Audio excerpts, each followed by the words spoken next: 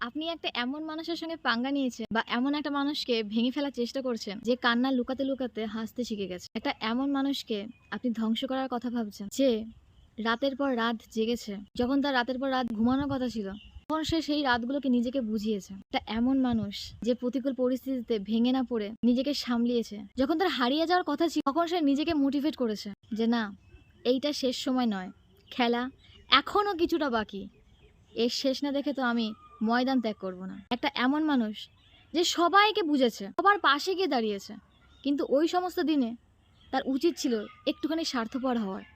আপনি সেই মানুষটাকে হারানোর কথা ভাবছেন। হুম, আপনি তাকে পরে হারাবেন। আসলে এই মানুষগুলোর পাশে না সৃষ্টিকর্তা স্বয়ং এসে দাঁড়ায়।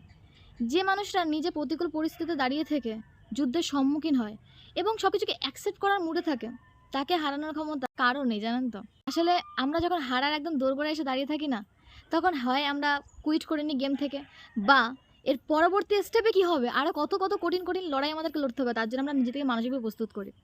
এই মানুষগুলোর কারো সাহায্যের দরকার পড়ে না। এরা নিজে একটা একটা আগুনের গোলা। এরা জানে যে কি করে পরিস্থিতিকে সামলাতে হয়। এরা জানে কি করে সবার নাকে হ্যাঁতে পরিবর্তন করতে হয়। তাই এই মানুষগুলো চোখের জলের দাম হয়তো আপনি দেবেন না, কিন্তু যার দেবার